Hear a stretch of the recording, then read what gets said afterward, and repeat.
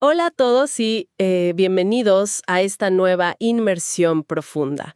Soy su anfitriona y hoy tenemos una pila de fuentes realmente fascinantes para analizar a fondo.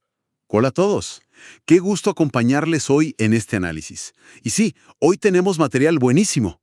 Vamos desde una historia autobiográfica de un científico de Harvard, pasando por textos de ciencias cognitivas de Francisco Varela, hasta, bueno, la neurobiología de la empatía y la gratitud. Exacto. O sea, un menú súper completo. El objetivo de hoy, digamos la misión de este programa, es descubrir cómo la mente no es un simple programa de computador encerrado ahí arriba en el cráneo. Claro, no es un software aislado. Tal cual. Vamos a ver cómo es un ente vivo, profundamente conectado con el cuerpo, con los demás y que es capaz de moldear su propia anatomía. Y fíjense que para establecer bien la base científica hoy, la idea es desentrañar no solo qué ocurre físicamente en el cerebro, sino por qué. Porque esto es crucial para la supervivencia y el bienestar humano en el día a día. Me encanta. Bueno, para arrancar, imaginemos por un momento dedicar 15 años de vida a un único objetivo. 15 años de estudios intensos para llegar a Harvard. El sueño de cualquier investigador, claro. Totalmente. Esta es la historia del científico argentino Stanislao Batrak. Él cuenta cómo vivía en un diminuto departamento victoriano, yendo en bicicleta a trabajar a, 20 grados bajo cero. Qué frío, por favor. Sí, una locura. Y todo para investigar sin descanso la distrofia muscular de Duchenne. Y un día, finalmente, la meca de la ciencia le ofrece el trabajo de sus sueños. Le llega la oferta formal. Ajá. Puesto vitalicio, seguridad laboral eterna y un salario cuadruplicado. Era la meta de 15 años servida en bandeja de plata. Y digamos, si uno hace la lista racional de pros y contras, seguramente era perfecta, ¿no? Era perfecta a favor de firmar. Pero, vamos a desempacar esto. En el momento de aceptar, a pesar de esa lista racional, algo se sentía mal. Claro. Su cuerpo respondió con migrañas cegadoras, de esas que te nublan la vista, ataques de ansiedad incontrolables y dolores abdominales espantosos. Wow. Una reacción somática brutal. Sí, una agonía. Y lo más loco es que todo desapareció mágicamente en el instante en que él decidió decir chao Harvard, rechazar la oferta y regresar a Argentina. Es un caso clínico fascinante, de lo que llamamos disonancia visceral. Lo fascinante aquí es que no estamos viendo a un científico enfermo por un virus. Ajá. Es el cuerpo literalizando la negativa de la mente a aceptar una situación. Cuando el cálculo analítico, el costo-beneficio, ignora una verdad emocional profunda, pues el organismo no se queda callado. Hace ruido. Exacto. Asume el control y obliga a un cambio de rumbo a través de síntomas físicos muy severos. Siempre pensamos en el cerebro como si fuera el CEO de una empresa. Ya saben, el gran director ejecutivo que da órdenes desde una oficina cerrada allá arriba. La visión clásica. Claro, y pensamos que el cuerpo es solo el conjunto de empleados que acata órdenes. Pero esta historia demuestra que los empleados, el cuerpo, pueden armar una huelga general que paraliza al CEO por completo. Es una excelente analogía. Pero ¿cómo explica la ciencia moderna esta conexión tan visceral? Si el CEO quería Harvard, ¿por qué el cuerpo tiene ese poder de veto? Bueno, para responder a eso, tenemos que abandonar la idea del cerebro como esa entidad aislada. Como si fuera un procesador de computador en un cráneo oscuro. El hardware y el software, digamos. Exacto. Y aquí entra el trabajo brillante del biólogo y filósofo Francisco Varela. Él desafía esa metáfora de raíz. Varela introduce la idea de la mente en activamente encarnada. En activamente encarnada, ok. Así es. Propone que la mente surge instante a instante de la codeterminación entre el entorno y el organismo entero. Y eso incluye el sistema inmunológico, las hormonas y hasta nuestros intestinos. Claro, entonces no es que el cuerpo sea un simple taxi para llevar la cabeza de una reunión a otra. Exacto. El cuerpo procesa activamente la información del mundo. Totalmente. Y para probar que la percepción no es pasiva, Varela rescata un experimento clásico, el de Held y Hein con gatitos ciegos al nacer. Ah, sí, este estudio es increíble. El diseño es brillante. Colocan a 2 gatitos recién nacidos en un carrusel cilíndrico. Uno de los gatitos está en una especie de arnés, pero sus patas tocan el suelo. O sea, él puede caminar y hacer girar el carrusel. Ujú, se mueve por sí mismo. Claro, pero el otro gatito está dentro de una canastita en el otro extremo del aparato. Cuando el primero camina, el segundo es transportado pasivamente. Y aquí es donde se pone realmente interesante para quienes nos escuchan, porque la información óptica que reciben ambos gatitos es idéntica. Idéntica, ¿sí? O sea, la luz, las rayas del entorno, el movimiento visual, todo es igual. Esa es la clave. Pero semanas después, los liberan en un entorno normal. El gatito que caminó, que movió sus músculos, se desarrolla perfectamente, Calcula distancias y todo. tal cual. Sortea objetos, aterriza de pie. Pero el otro, el que fue transportado en la canasta, se comporta como si estuviera ciego. Choca contra las paredes. ¡Wow! A pesar de que, biológicamente, sus ojos están sanos, pero su cerebro nunca asoció la luz con su propio movimiento muscular. Es que las implicaciones de eso son una locura. Nos dice que el espacio no es algo objetivo, que simplemente está allá afuera. Exacto. El espacio físico nace de nuestra capacidad de movernos en él. La mente no está en la cabeza, surge de esta interacción. La realidad se inactúa, como decía Varela. Y esto nos conecta con su segundo punto fundamental, que es lo emergente. A ver, contame de eso. En sistemas complejos, reglas locales muy simples crean un estado global nuevo. O sea, miles de millones de neuronas disparando señales crean este estado global que experimentamos como nuestra mente, nuestro yo. Ujú. Pero es una calle de doble sentido. El estado global puede alterar la materia local. Varela usa el ejemplo de pacientes epilépticos. ¿Qué pasa con ellos? Justo antes de una crisis epiléptica, la actividad eléctrica local en el cerebro se vuelve un caos. Pero si el paciente se concentra activamente en una tarea visual muy exigente, Logran frenarlo. sí, ese estado cognitivo global envía señales hacia abajo y altera la dinámica de las neuronas locales, desbaratando la crisis. Espera, si cruzamos esto con la historia de Backtrack en Harvard, si la razón es solo la punta del iceberg y la emoción es la base estructural, como dice Varela, Ajá. ¿acaso pasamos toda nuestra vida adulta intentando armar justificaciones racionales para decisiones que nuestro cuerpo ya tomó por los otros? Es una reflexión muy profunda.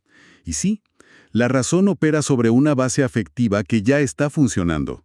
Somos organismos sintientes que aprendieron a pensar, no al revés. Y si la mente surge de interactuar con el entorno, bueno, la parte más intensa de ese entorno son las otras personas, ¿no? Sin duda. Varela tiene esta frase que es espectacular. Él dice, esta mente es esa mente.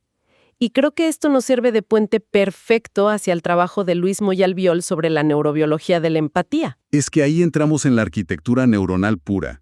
La empatía no es poesía, es biología. Todo empieza con el sistema de neuronas espejo. Las famosas neuronas espejo. Claro, están en la corteza premotora y parietal. Y lo que hacen es fascinante. Disparan cuando tú haces una acción, pero también recrean ese mismo patrón eléctrico cuando ves a otra persona haciendo esa acción. Pero la empatía es más que imitar un movimiento o bostezar cuando otro bosteza. Mucho más. Los datos del artículo hablan de la matriz del dolor, que incluye áreas como la ínsula anterior. O sea, si yo me corto un dedo cocinando, mi red se enciende para procesar ese dolor. Claro, el dolor propio. Pero si veo que mi pareja se corta el dedo, mi propia ínsula anterior se ilumina. Recreo el sufrimiento sin que a mí me haya pasado nada. Exactamente. Tu cerebro toma prestada tu maquinaria de dolor para entender al otro. Y fíjense que esta ínsula anterior es súper versátil. No es solo dolor. ¿Qué más procesa? Procesa el asco. Si hueles comida podrida, se activa. Y si ves a alguien con cara de asco, tu ínsula recrea esa aversión internamente.